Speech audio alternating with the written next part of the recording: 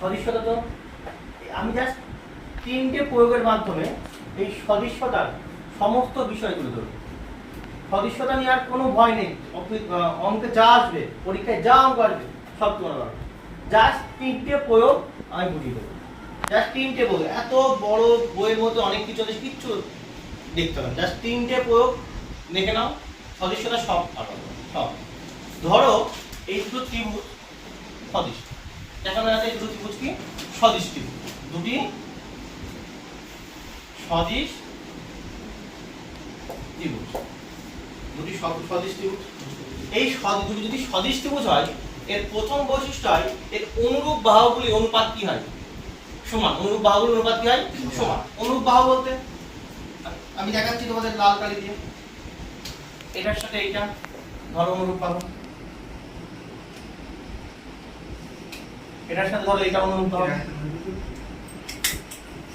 আর ধরো এটার সাথে এটা অনুরূপ বাহু।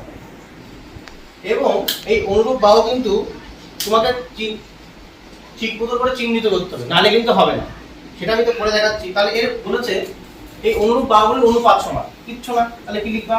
এবি, ধরো আগে এবি, তাহলে অনুরূপ বাহু কত বলো? ই এ সমান পরের অনুরূপ বাহু কোনটা? বিসি, তারপরে কি হবে? এফজি, তারপরে অনুরূপ বাহু কোনটা? এসি, হয়ে যাবে কত? এডি। এই পুরো একদম জলের মতন, কিচ্ছু রাখতে হবে না, দুটি সদৃশ ত্রিভুজের অনুরূপ বাহুর অনুপাত কি হয়? সমান হয়। এবার একটা জিনিস তোমরা করতে পারো, যদি এইখানে সংযোজক করো,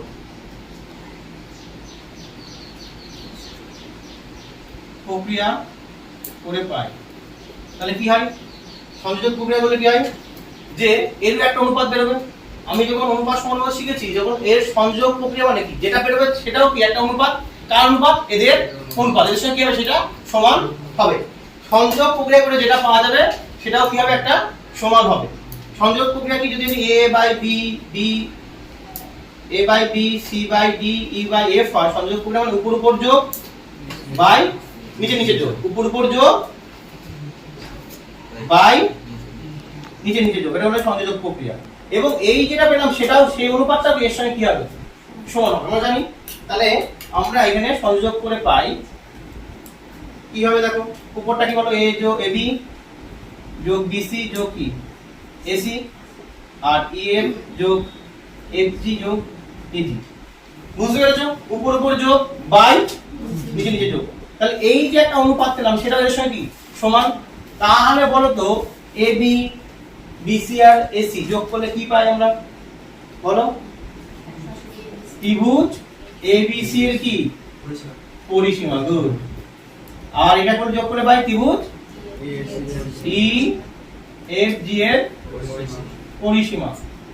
জাস্ট আমি কনসেপ্টটা ক্লিয়ার করাচ্ছি, জাস্ট তিনটে প্রয়োগের মাধ্যমে পুরো সদৃশ্যতা কি করব? শেষ করে দেব। কোনো কিছু নেই, যে কোনো ছেলে এই অঙ্ক করতে পারবে যদি সে একটু মন দিয়ে পড়াশোনা করে। তাহলে হলো, তাহলে তিনটে সমান। তাহলে এই যে প্রথম প্রয়োগের মনে রাখতে হবে যে AB সমান EF সমান সমান BC বাই FG বা AC বাই EG সমান সমান কি ত্রিভুজ ABC এর পরিসীমা বাই ত্রিভুজ EFG এর কি পরিসীমা। বোঝা গেল? এইবার তোমাদের ক্ষেত্রে অনেক সময় অনুরূপ বাহু চুজ করতে সমস্যা হয়। এটা সবার হয়ে আছে? দেখো আমি এটা মুছে দিচ্ছি। দেখো এখন অনুরূপ বাহু চুজ করতে কেন সমস্যা হয়। ধরো একটা ত্রিভুজ এরকম আছে, ঠিক আছে? ধরো আরেকটা ত্রিভুজ এখানে আছে। এইবার তুমি যদি ভাবো এই বাহুটার সঙ্গে এই বাহুটা, তাহলে কিন্তু হবে না। একটা চোখের আন্দাজও রাখতে হবে, আই কন্টাক্ট এখানে রাখতে হবে, আর দেখতে হবে কোন বাহুটার সঙ্গে কোন বাহু সমান হবে।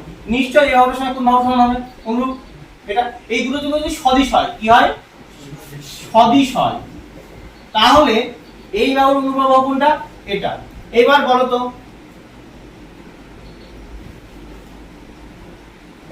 তারপরে সবচেয়ে বড়, তারপরে এটা তো সবচেয়ে ছোট বাহু, তারপরে কোনটা বাহু? সব এর মধ্যে সব ছোট কোনটা? দেখে কি মনে হচ্ছে?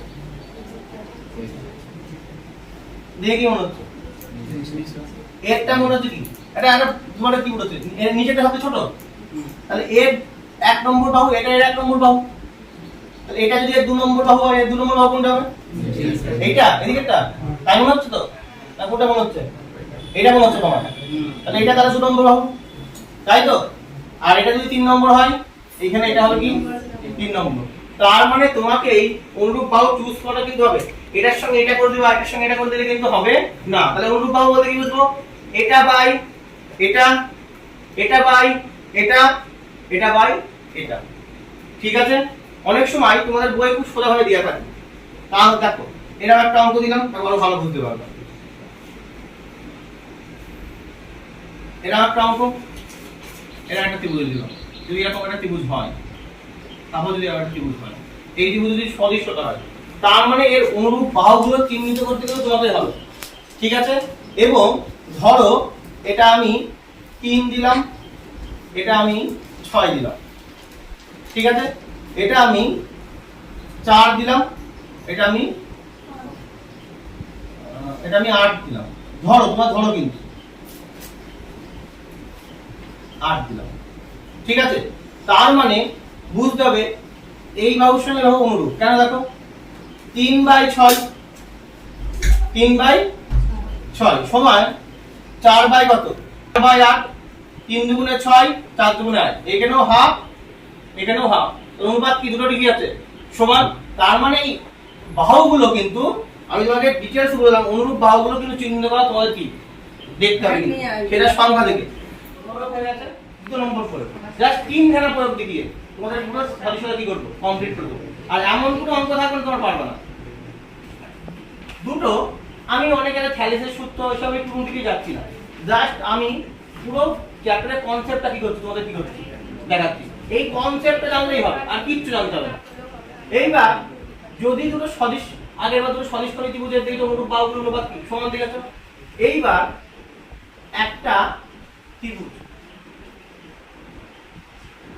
ত্রিভুজটা বড় বড় একটা ত্রিভুজ এ বি সি, যদি এই ত্রিভুজের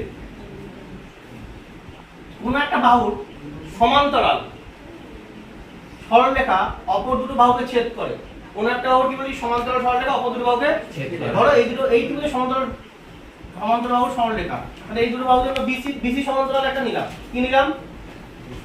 যা এবি আর এসি কে ছেদ করে, ই আর এফ বিন্দু কি করে ছেদ করে। দেখো, সমান্তরাল হতে হবে কিন্তু, যে কথাগুলো বলছি সেগুলো শুধু মনে রাখো। সমান্তরাল না হলে কিন্তু হবে না। সমান্তরাল না হলে কার সমান্তরাল হতে হবে? যে কোনো একটি বাহু সমান্তরাল হতে হবে এবং সে অপর দুটি বাহুকে কি করবে, ছেদ করবে, ই আর এফ। ঠিক আছে? যদি এটা হয় তাহলে তোমরা জানবা এখানে এ বি সি ও ত্রিভুজ এ ই এফ এরাও কিন্তু সদৃশ, এরাও কিন্তু সদৃশ। এদের যদি ছোট করে এখানে লিখে দিই, এই যেরকম ভাবে এ ই এফ এটাও কিন্তু কি সদৃশ। এইখানকার এই যে হলো, এর থেকে আমি কি করতে পারি দেখো, একদম পুরো কিছু না, জাস্ট কনসেপ্ট বুঝো কি করতে পারি। এ বি এ ই হলো ছোট ত্রিভুজের ক্ষেত্রে। হ্যাঁ, অবশ্যই আগে ভাবতে হবে আমি কার কি নিচ্ছি। একবার এটা, একবার বড় ত্রিভুজের, আবার ছোট ত্রিভুজের, তারপর ছোট ত্রিভুজের, বড় ত্রিভুজের, তা করলে হবে না কিন্তু। দেখো, যা করতে হবে প্রথমটা ছোট করলে ছোট, দ্বিতীয়টা বড় করলে বড়। তাহলে প্রথমটা বড় করলে বড়, দ্বিতীয়টা ছোট করলে ছোট।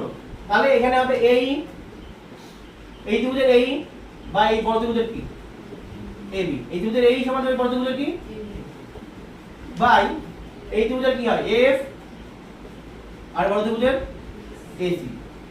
এই দুটো কি হবে, এই দুটো অনুপাত কি হবে, সমান হবে। আবার একটা করা যায়, এখানে এই নিলাম, এখানে ইবি নিলাম, এইটা আর এইটা। তাহলে বুঝতে পারছো তোমাদের, আমি দেখিয়ে দিচ্ছি এটা এটা, তাহলে এই ত্রিভুজে কি হবে এটা আর এটা, একদম সোজা ইজির মতো, জলের মতো, এফ বাই এফ সি। তাহলে এইগুলো যদি তুমি জানো, তোমাদের কোনো কনসেপ্ট কোনো কিছু অসুবিধা হচ্ছে? প্রথমে এটা নিচে এটা নিয়েছি, এটা নিচে এটা নিয়েছি, এটা এটা এটা এটা, এই দুটো যদি তুমি জানতে পারো, কোনো মুখস্থ নেই কিছু নেই, শুধু জানতে হবে।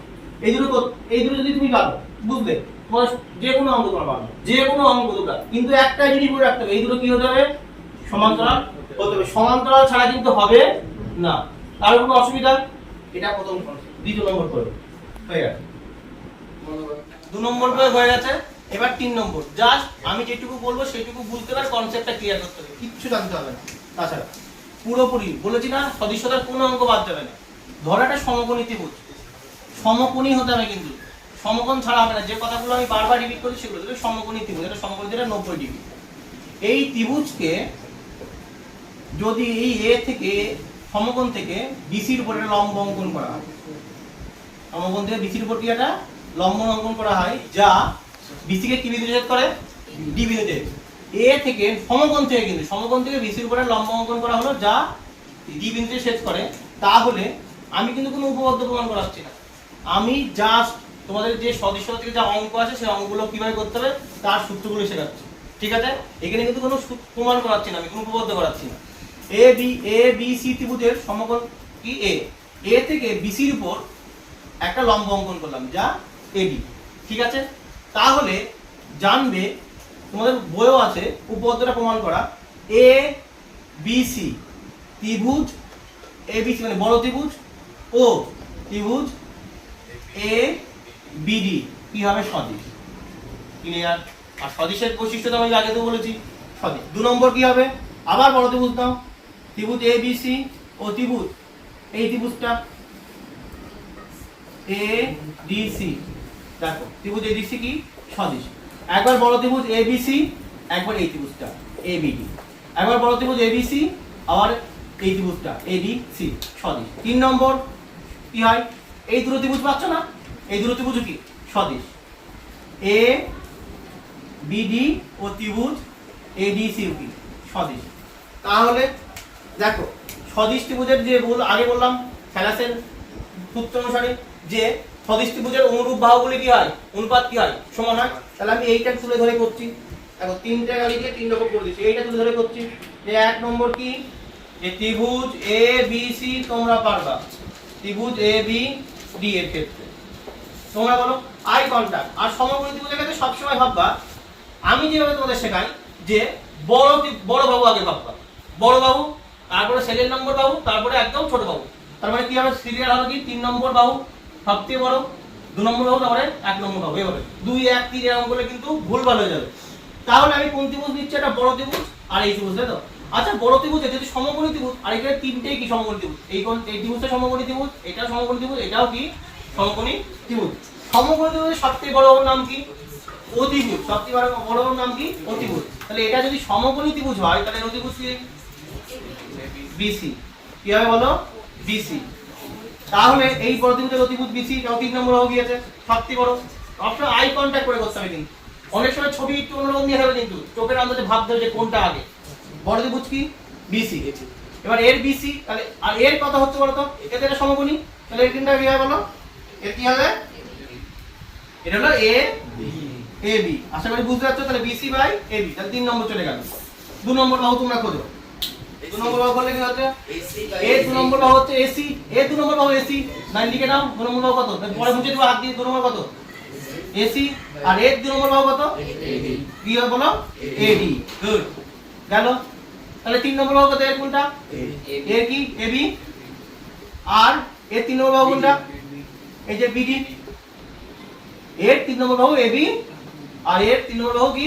বিডি। তাহলে দেখো এই বড় ত্রিভুজের 3 নম্বর বাহু কোনটা? এবি। আর এই ছোট ত্রিভুজের 3 নম্বর কত? বিডি। তাহলে এই যে এইটা আমরা জানি, বইয়ে অনেকে মুখস্থ করে এই এই এই সূত্রে যাবো, এই দুটো যদি এইটা আর এইটা নিয়ে আমরা সমান করি, যে বিসি বাই কত?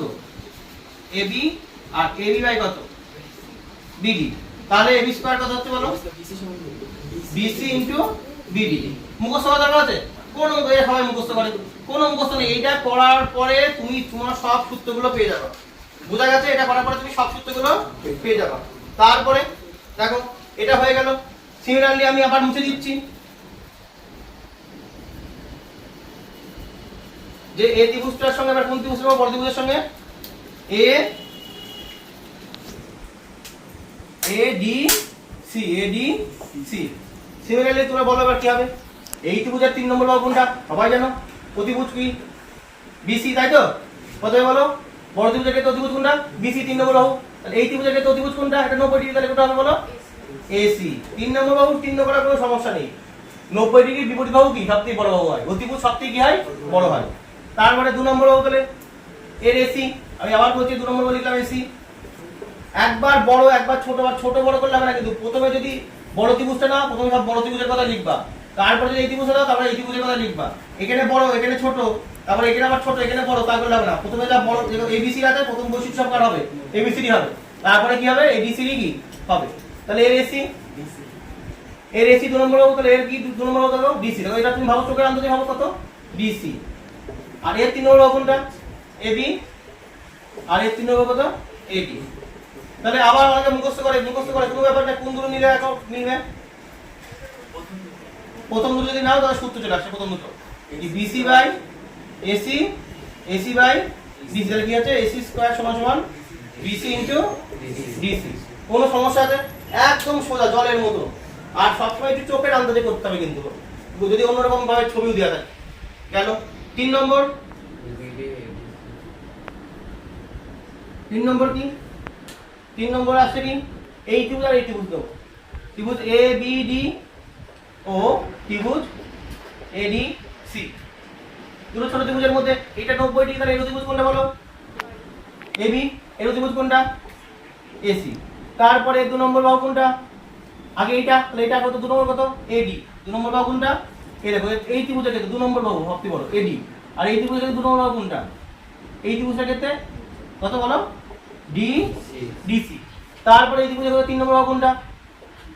এটা বি ডি। এবার এই ত্রিভুজের ক্ষেত্রে 3 নম্বর বাহু কিন্তু আবার কোনটা হচ্ছে? A D. ভালো করে বোঝো, অতিভুজ সবাই পেয়ে গেলে, এটা এটা অতিভুজ এ বি এসি। 2 নম্বর বাহু কোনটা? এডি ছোটটা। এই 2 নম্বর বাহু কোনটা? ডিসি। এর 3 নম্বর বাহু কোনটা? বিডি। আর এই ত্রিভুজের 3 নম্বর বাহু কোনটা? এ কি হবে? এডি হবে। এবার বলো কোন দুটো সূত্র হবে? এইটা এটা নিলে এডি বাই কি? ডিসি বিডি বাই এডি, তাহলে এডি স্কয়ার সমান সমান ডিসি ইনটু বিডি। আমি যাই বলবো এখানে সূত্র মুখস্থ করবো না, জাস্ট এইগুলো করতে পারলে তোমাদের সব অঙ্ক দিক চলে আসবে। এটা তোমরা অবশ্যই লিখতে পারবা। আর এটা লিখে কিন্তু সব অঙ্কগুলো কি করবা? কার কোনটার মান দিলে সেটা লিখবা, সেটা বের করবা। কোনো সূত্র মুখস্থ করতে যাবা না। এরপরে সদিচ্ছাতে কোনো অঙ্ক কি বাধার কথাই না, আর বাদবেও না, একদম 100%। আশা করি তোমাদের সদিচ্ছতার সমস্ত কনসেপ্ট ক্লিয়ার, বেসিক কনসেপ্ট পুরো ক্লিয়ার হয়ে আছে। আর যদি কোনো সমস্যা হয় আমাকে কমেন্ট করে জানিও। আর 3 নম্বর পার্টে থাকবে এই সদিচ্ছতা সম্পর্কে যত অঙ্ক আছে, বইয়ের অঙ্ক ইম্পর্টেন্ট, কোশ্চেন ব্যাংকের কোনো প্রশ্নবিচিত্রার যে ইম্পর্টেন্ট অঙ্কগুলো আছে, এবং বিগত 5 বছরের মাধ্যমিক পরীক্ষায় সদিচ্ছতা থেকে যা অঙ্ক আছে আমি সব তোমাদের পার্ট 3-তে করে দেখাবো। তারপরে আমার মনে হয় না তোমাদের কোনো সমস্যা হওয়ার কথা। পুরোপুরিভাবে একদম তোমাদের মধ্যে আয়ত্তে চলে আসবে সদিচ্ছতা। ভালো লাগলে এবং পার্ট 3 দেখার জন্য অবশ্যই আমার চ্যানেলটা সাবস্ক্রাইব করো, লাইক করো এবং শেয়ার করো। ধন্যবাদ।